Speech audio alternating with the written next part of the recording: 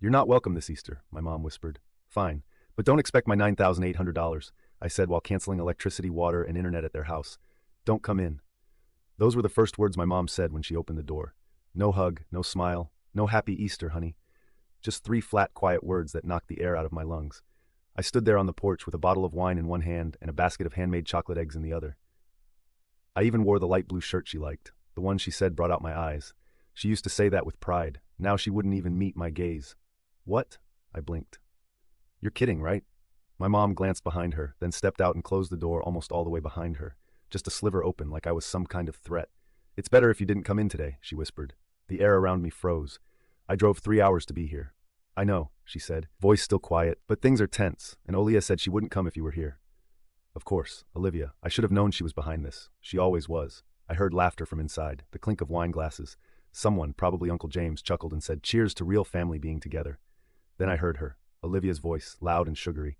Honestly, this year feels so peaceful. No negativity, no drama. I wanted to scream, but I didn't. I just smiled calmly. The kind of smile that says you have no idea what's coming. You know what? I said, pulling out my phone. Fine. Enjoy your peaceful Easter, but don't expect my $9,800 anymore.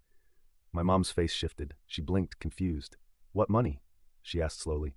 I looked her dead in the eye. The electricity, the water, the internet, the bills I've been paying every month for this house, the services you said you needed just until Dad gets back on his feet. Guess what? They're in my name and I just shut them off. Her mouth opened, then closed. She turned pale. What? You didn't tell me. You didn't. I tilted my phone.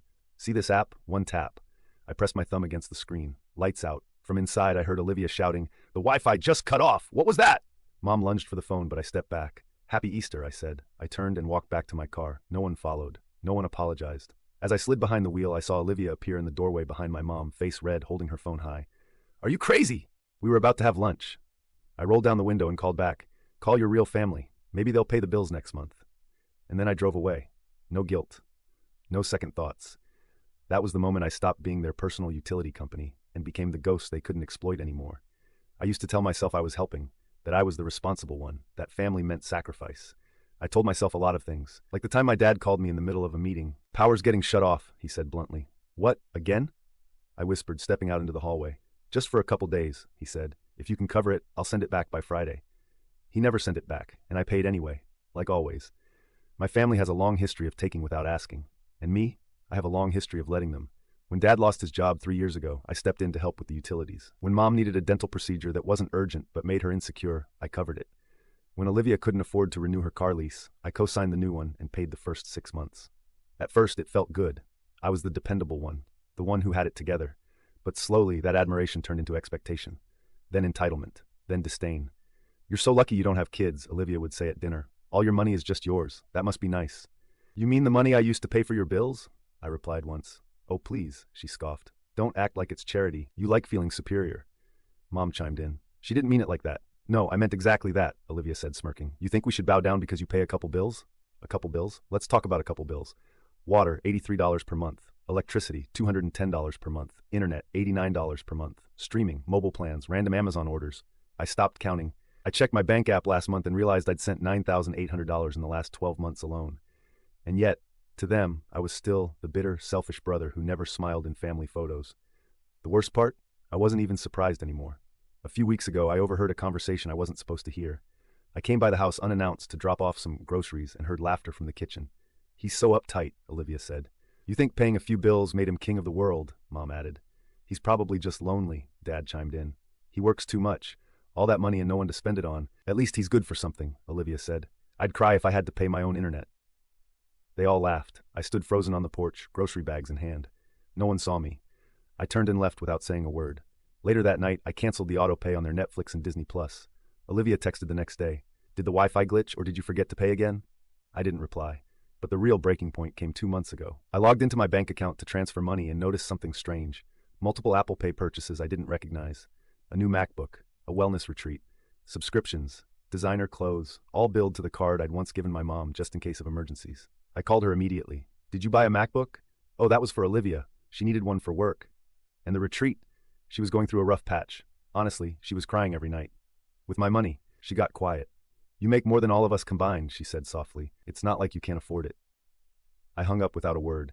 For days I debated whether to confront them, but then I remembered something Olivia had said during last Thanksgiving.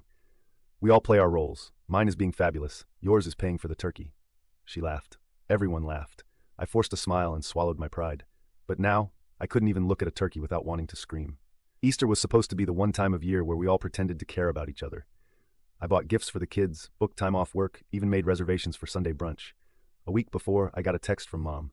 Hey, sweetie, could you make sure the utility payments are squared away before the weekend? Olivia's hosting an egg hunt at the house. I didn't respond, but I paid $385 for their comfort, $0 in gratitude. And then Easter came. I showed up with wine and chocolate, and they shut the door in my face. You're not welcome this Easter, my mom said.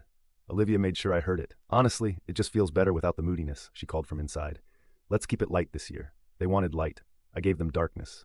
As in, no electricity, no water, no internet. I sat in my car and watched the house slowly dim. The porch light flickered off. The lawn sprinkler stopped. Olivia burst through the front door 5 minutes later, waving her phone like a sword.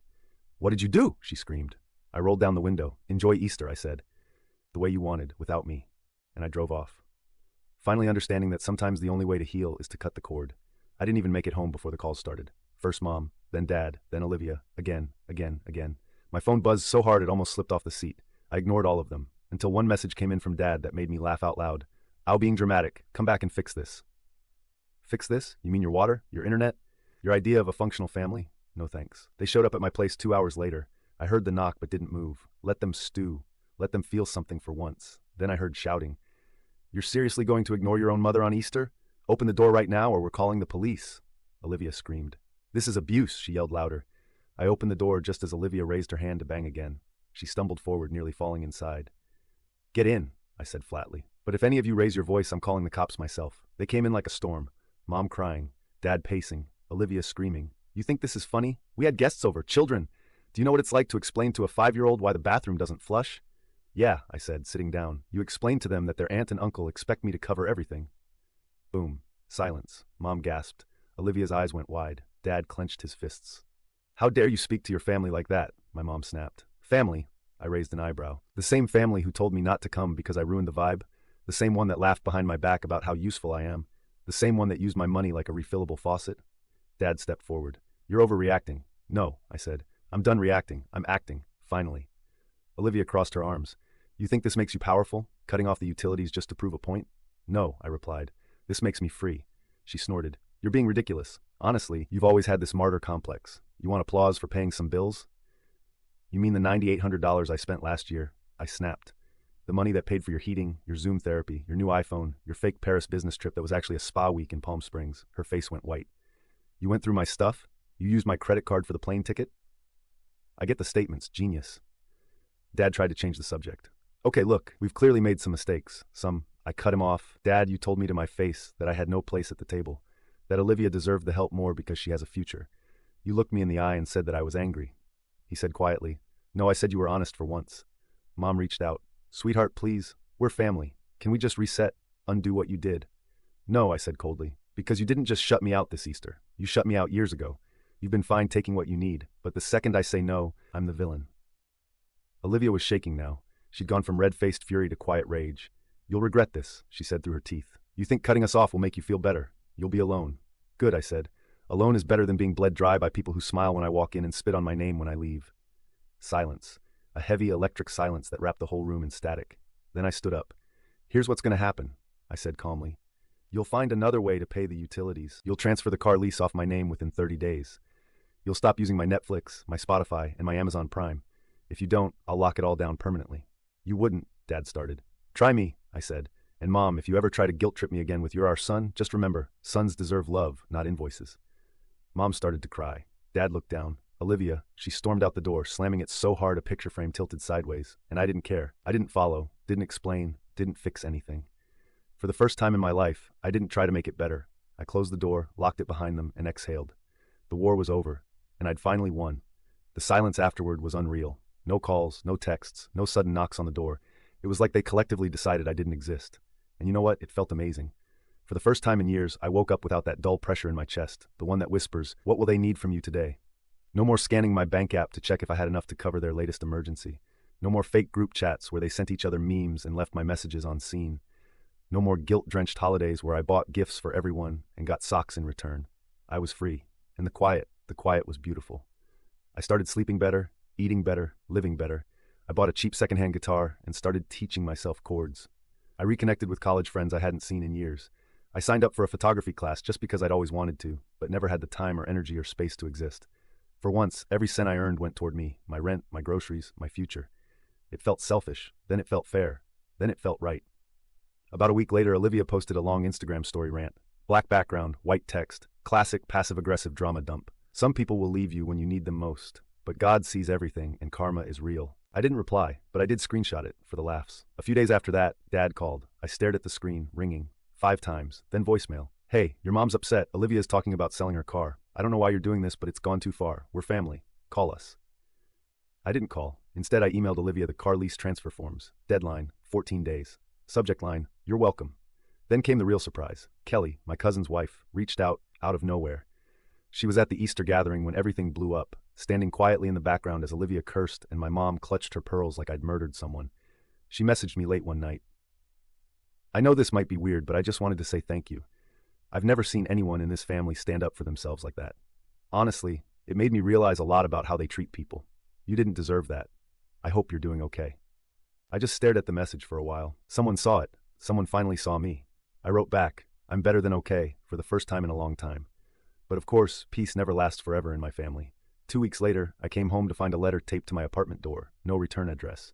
Inside was a handwritten note from my mom. The first line, we raised you better than this. The last, you'll always be our son, even if you've forgotten what that means.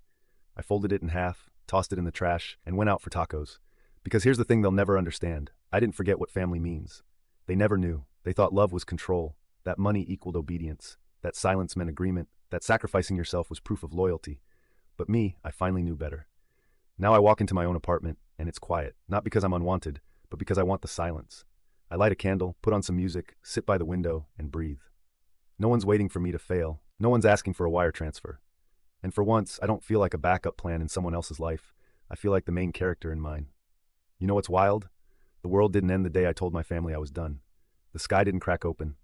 No thunder, no lightning bolt of regret, just silence and freedom. And for someone like me, someone who lived his whole damn life playing the role of the good son, that silence was everything. It wasn't empty. It was peaceful. It wasn't lonely. It was quiet. The kind of quiet that makes space for your own voice to come back. Because for years, I couldn't even hear mine anymore. I'd wake up and immediately start calculating who I needed to save that day. Mom needed $300 for a temporary gas bill. Olivia's account got frozen, and she had a concert she couldn't miss. Dad's credit card payment was late and would destroy his score if I didn't jump in. Every time I said yes, I shrunk a little. They didn't ask, they expected. They didn't think, they joked. They didn't see me, they used me. And I let them. Because I thought that was what love was supposed to feel like, suffocating. I thought being needed was the same as being wanted. But it's not. Being used is not the same thing as being loved.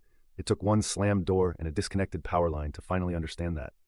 After Easter, the messages stopped. No more threats. No more pleas. No more guilt bombs with bows on top. It's like I died, and they were too polite to say it. But that ghost phase, it gave me the clearest view of my own life I've ever had. I started asking myself questions no one had ever let me ask before. What do I want? Who am I outside of them? What happens if I stop being their lifeline? And you know what I found? Breath, space, joy. I learned how to cook for myself. Real meals, not just cereal and shame.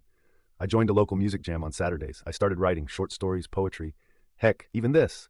Turns out there's a whole person under the guilt. Then one evening, weeks after the fallout, I ran into someone at a bookstore. A girl I used to know in college, Rachel. She looked different, happier, lighter. We got coffee, started talking, and at some point she asked, "Are you still close with your family?" I paused. Then I said it, really said it, for the first time without flinching. No, I cut them off. She blinked, and then she smiled. Good. I laughed. I wasn't expecting that. Most people just stare at me like I confessed to murder. She shrugged. Most people don't know what it's like to be the family doormat. We talked for hours, about boundaries, about healing, about finally choosing yourself without apologizing for it. That night, walking home, I realized I wasn't broken anymore. I was rebuilding, from the ground up, without them. And that was okay. Weeks turned into months. I started noticing little things that meant everything. I no longer jumped when my phone rang. I no longer stared at my bank account with dread. I no longer checked Olivia's social media waiting for the next jab. And one day I found myself laughing, actually laughing, at a meme someone sent me.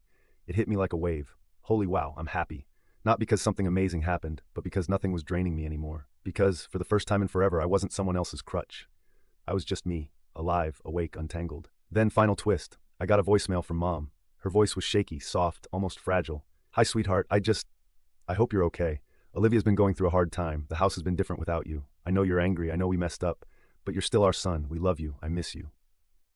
I listened to the message twice, and for the first time I didn't cry. I didn't feel pulled back in. I didn't feel guilt or rage. I just felt done. And that feeling, it wasn't cold. It was warm. Warm like standing in the sun after years in the shade. So here's what I know now. Saying no doesn't make you cruel. Setting boundaries doesn't make you hard-hearted. And walking away from toxic people, even if they're blood, isn't betrayal. It's survival. And yeah, maybe my name is now a curse word at their dinner table. Maybe they'll twist the story, make me the villain, the ungrateful, the cold-hearted. Let them. They're not in my life anymore, and my life is finally mine. So if you're reading this and you're tired of being the one who always gives, always forgives, always sacrifices while they laugh behind your back, let me be the proof. You're allowed to stop. You're allowed to walk away. You're allowed to choose you. And if they ever tell you you're not welcome, you say, good, I didn't come here to be welcome. I came to stop bleeding. Then you stand tall, walk out the door, and never look back. Because peace isn't a place they give you. It's the place you reclaim when you finally say,